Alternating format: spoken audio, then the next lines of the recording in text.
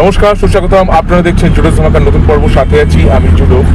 আজকে globe cinema, মানে যার এখন নাম হয়েছে SSR গ্লোব সিনেমা, সেইখানে আমি যাচ্ছি দি একাডেমি অফ ফাইন আর্টস মুভিটা দেখবার জন্য। এই ছবিটা রিলিজের আগেই তার নামটা একটু ছড়িয়ে পড়েছিল। প্রথমত যে নামটা পৃথিবীখ্যাত একাডেমি অফ ফাইন আর্টসের নামে এই ছবিটির নাম দেওয়া হয়েছে। আর তাছাড়া মুক্তির আগে বেশ জট তৈরি হয়েছিল, সেই জট কেটে গেছে, ছবিটি মুক্তিও পেয়েছে। ছবিটি পরিচালক হচ্ছেন জয়ব্রত দাস। এর একটি ক্রাইম থ্রিলার ছবি, যার মধ্যে কমেডিক টাচও আছে। এবার গিয়ে দেখবো কেমন লাগে, দেখবার পরে আমার অভিজ্ঞতা আপনাদের সঙ্গে ভাগ করে নেবো। দি একাডেমি অফ ফাইন আর্টস ছবিটা তাহলে দেখেই ফেললাম ছবিটা। এবার ছবিটা দেখবার পরে আমার কি অভিজ্ঞতা হলো সেটা আপনাদের সঙ্গে আমি একটু ভাগ করে নিতে চাই। বাংলা ছবির পাশে দাঁড়ান সবাই বলেন, সেই দাঁড়াবার জন্য আমিও গিয়েছিলাম, কিন্তু গিয়ে আমি একদম ছিটকে চলে এসেছি।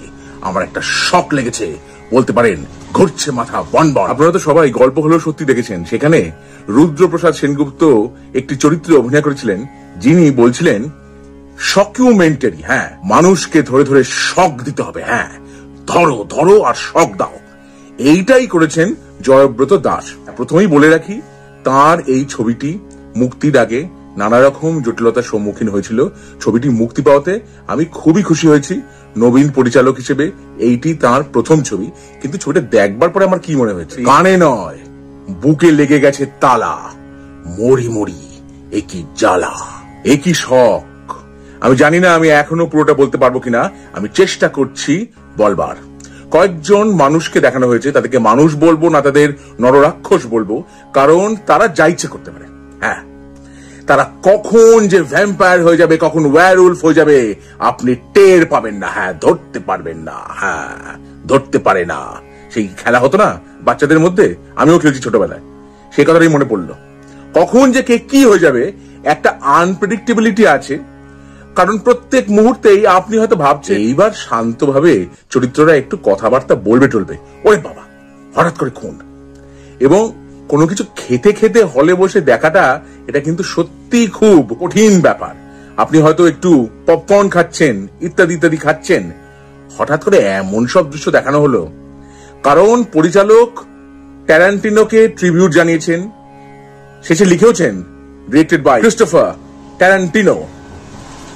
এবার ট্যারান্টিনোর যে ছবিগুলি, সেগুলো যদি আপনারা দেখে থাকেন, তাহলে এই ছবির ধাঁচটা হয়তো কিছুটা আপনারা বুঝতে পারবেন।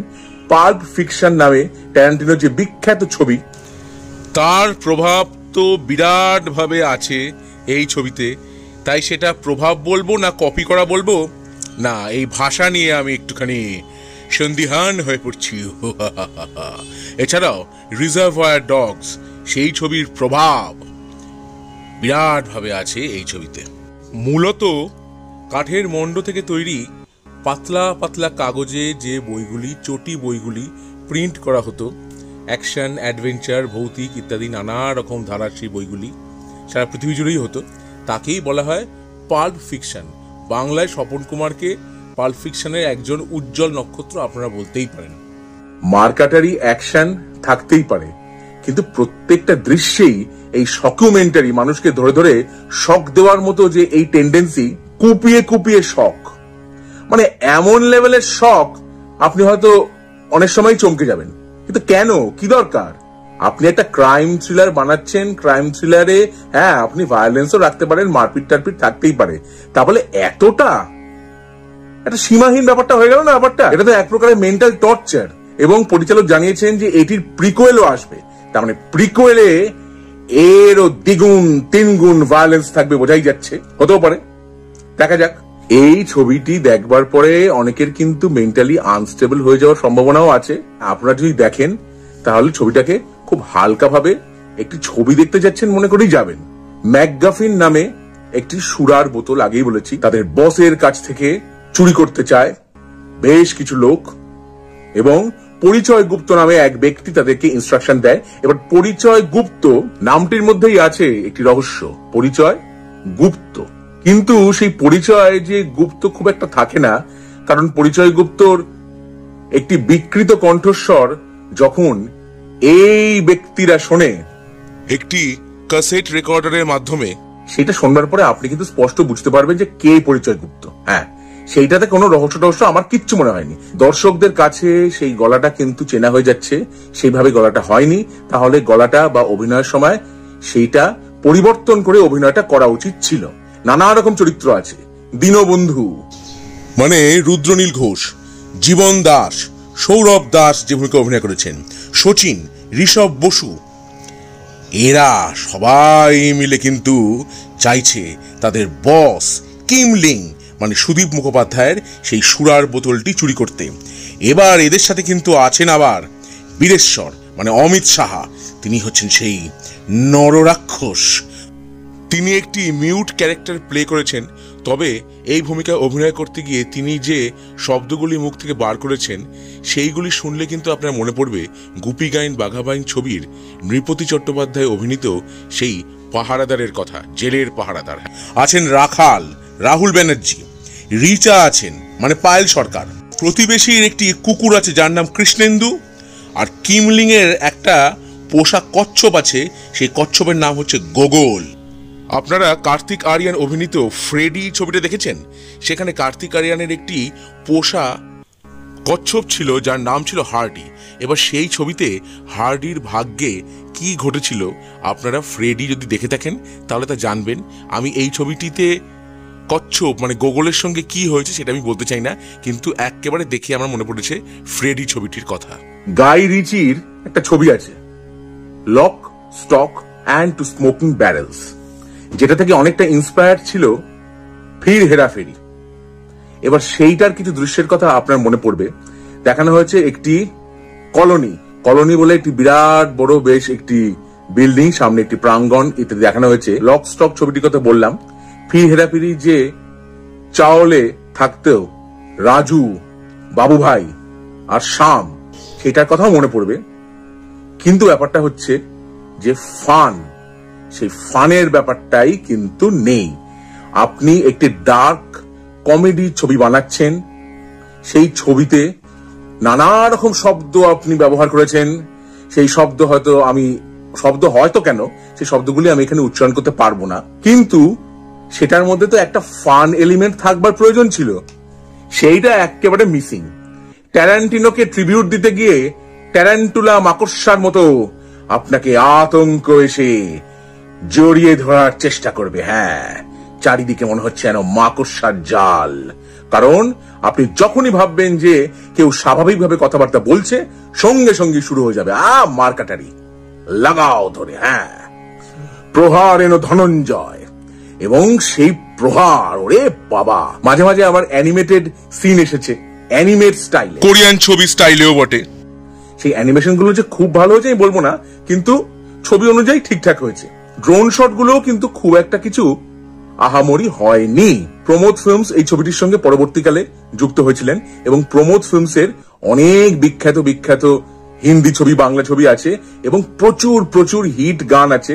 সেই হিট বেশ কিছু গান শুনতে পেলাম এই ছবিতে, যেমন তিন মূর্তি ছবির মন চুরি ছাড়া কাজ নেই, এই গানটা। আরেকটি গান আছে আজ রাতে বলে একটি গান আছে তিন মূর্তি ছবি, সেই গানটিও আছে। এগুলো সব হিট গান, এগুলো সেই গানটি ব্যবহার শুনলাম। এছাড়াও আরো গান আছে, কিশোর কুমারের গান, এবং বাকি যে গানগুলো তৈরি হয়েছে সেগুলো রেট্রো গানের স্টাইলেই তৈরি হয়েছে। আরো ভালো করে বলতে গেলে আর ডি বর্মনের সুরের সেই স্টাইলেই তৈরি হয়েছে গানগুলি। কিন্তু গানগুলি শুনবেন কি, আপনি তো চোখ পাতলেই দেখতে পাচ্ছেন এমন সব দৃশ্য, ওরে বাবা, গান টান কোথায় উড়ে যাচ্ছে, গানের বদলে গান, সারাক্ষণ গান আর ছোড়াছুড়ি আর নানা রকম ব্যাপার ট্যাপার, যেটা বললাম নররাক্ষস, ভ্যাম্পায়ার, ওয়্যারউলভস সব একসাথে জড়ো হয়ে সবাই মিলে একটি সুরার বোতল চুরি করতে চায়, এবং সেটা করার পরে তারপর কি হলো দেখবার জন্য আপনাকে 2.5 ঘন্টার এই ছবিটা দেখতে হবে। শুরুতে দেখতে গিয়ে একবার আমি ভাবছিলাম যে হাফ টাইমেই আমি বেরিয়ে যাবো নাকি, তারপর ভাবলাম রিভিউ করবার জন্য দেখতে এসেছি, পুরোটা দেখাটাই উচিত। এবার অভিনয়ের কথায় আসি। যেরকম চরিত্র লেখা হয়েছে, যে অভিনেতারা অভিনয় করেছেন তারা যথোপযুক্ত অভিনয় করেছেন, এবং নানা রকম দৃশ্য দূষণ করবার মতো সব দৃশ্য আছে, যেগুলো দেখে আপনি কি আনন্দ পাবেন আমি বলতে পারবো না। আমি তো আনন্দ কিছু পাইনি, ক্রাইম থ্রিলার অ্যাকশন ছবি হিসেবে দেখতে গিয়েছিলাম। টিজার ট্রেলার দেখে হ্যাঁ আমার মনে হয়েছিল যে অ্যানিমাল টাইপের ওই টাইপের কিছু ভায়োলেন্স থাকতে পারে, কিন্তু ওরে বাবা যেসব ভায়োলেন্স দেখানো হয়েছে বাপরে বাপ। এইটা করে কি প্রমাণ করতে চাইলেন নবীন পরিচালক আমি বলতে পারবো না। তিনি তো অন্যভাবেও জিনিসটাকে পেশ করতে পারতেন না? ট্যারান্টিনোকে ট্রিবিউট জানিয়েই হতো, ক্ষতি কি? কিন্তু সেটা এত মাত্রা ছাড়া আবার মার্টিন স্করসেসিকেও ট্রিবিউট জানানো হয়েছে। গুড ফেলাস হয়ে গেছে এখানে ব্যাড ফেলাস।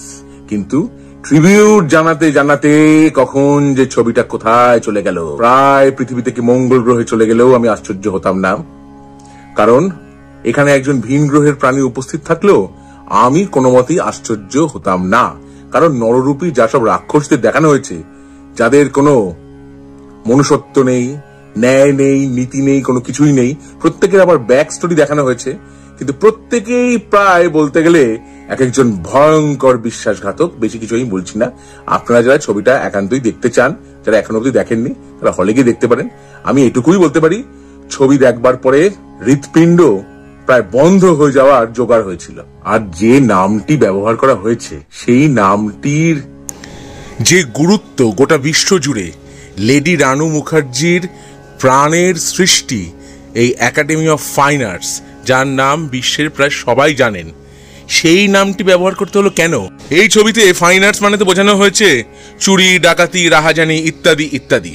এই নামটা ব্যবহার না করে অন্য নাম ব্যবহার করা কি যেত না? নাকি নামটা ব্যবহার করা হয়েছে শুধুমাত্র দর্শককে আকৃষ্ট করবার জন্য? এবার আসি ম্যাকগাফিন বা মকগাফিন, এই যে শব্দটির কথা, এইটি হিচকক দ্বারা সৃষ্ট একটি শব্দ। এটা এমন একটি কোনো বস্তু হতে পারে কোনো ছবিতে যেটার হয়তো গুরুত্ব দর্শকের কাছে নেই, কিন্তু সেই বস্তুটি ছবির প্লটের জন্য অন্যতম গুরুত্বপূর্ণ একটি বস্তু।